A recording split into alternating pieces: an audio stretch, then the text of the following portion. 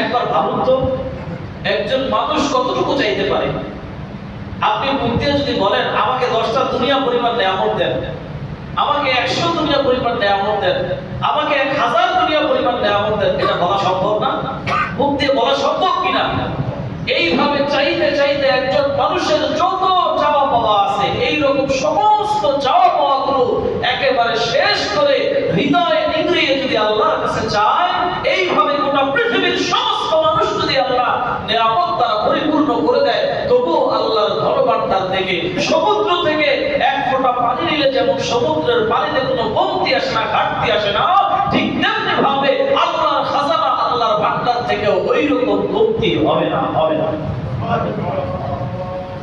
এত বড় মহান সত্তা, এত বড় মালিক আমার আমি আপনি আজকে আল্লাহর কাছে চাইতেও কার্পণ্য করি।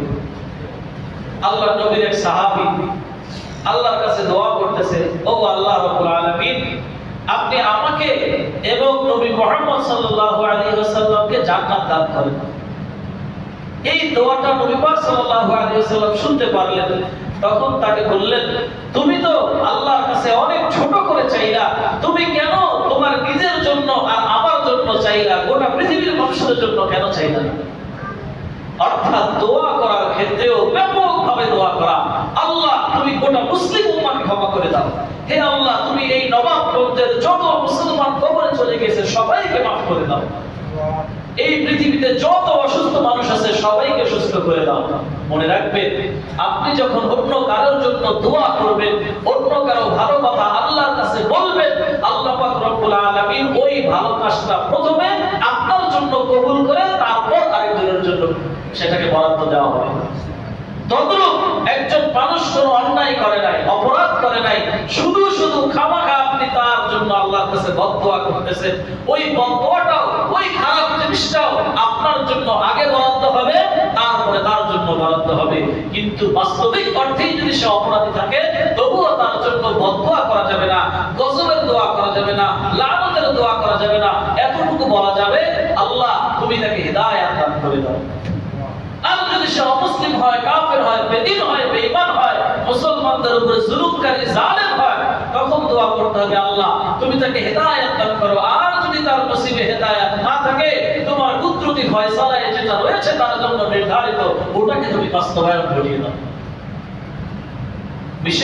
বিশেষ করে এক মুসলমান অপর মুসলমানকে বদদোয়া দেয়া যাবে না। এই বদদোয়ার বদভ্যাসটা আমাদের মা বোনদের ভিতরে অনেক বেশি। নিজের সন্তানকে বদদোয়া দিয়ে দেয়, নিজের স্বামীকে বদদোয়া দিয়ে দেয়, নিজের বাবাকে, ভাইকে বদদোয়া দিয়ে দেয়, আছে কিনা? একটু বুঝের অমিল হলে, একটু বুঝ মতো না হলে, আল্লাহ কত মানুষ দেখে, তোর মতো জালেমকে আল্লাহ দেখে না চোখে, এই কথা বলে কিনা? সন্তান একটু কাদা মাটি মেখে শরীরে মেখে ঘরে প্রবেশ করলে, বিছানার চাদরটা একটু নোংরা করে ফেললে, একটা বাজে গালি দিয়ে, একটা বাজে মন্তব্য করে নিজের সন্তানকে বলে, আল্লাহর গজব তোকে ধরে না, তোকে এত কথা বলি, তোর শিক্ষা হয় না, তোর হিদায়াত হয় না, এই কথা বলে কিনা? বলা যাবে না।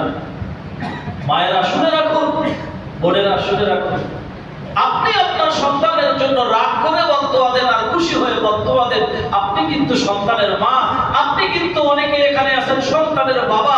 রাগের মাথায় যে বদদোয়া আপনার সন্তানকে দিলেন, আল্লাহ যদি কবুল করে নেন, এ কারণে অনেক মা বাবা এটা বুঝতে পারে না, রাগের মাথায় সন্তানকে বদদোয়া দিয়ে ফেলে, কিন্তু পরবর্তীতে যখন আল্লাহ এটা কবুল করে ঘটনা ঘটিয়ে দেয়, তখন কপাল চাপড়ায়, আফসোস করে, হায় হায় কি হলো আমার এই ছোট শিশু বাচ্চাটা, কার ঘরে আগুন দিল, কার ক্ষতি করলো, এত ছোট বাচ্চার সাথে কেন আল্লাহ এত বড় কাজ করলো, এত বড় প্রতিশোধ দিল।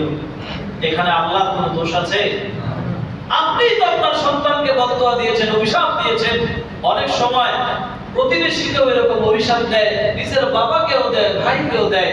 দেখা গিয়েছে সম্পত্তি বন্টন করা হয়েছে, নিজের বুঝ মতো হয় নাই, বাস ভাই আর বাবাকে সমানে বদদোয়া দিতেছে, অথচ এই নারী ভুলেই গিয়েছে, কালকেই যখন তুমি বিপদে পড়বা, স্বামী যখন তোমাকে পেটাপিটি করে যখন বাড়ি থেকে বের করে দিবে, এই বাবা আর ভাই তোমাকে আগলে রাখবে, এই বাবা আর ভাই তোমার জন্য যুদ্ধ করবে।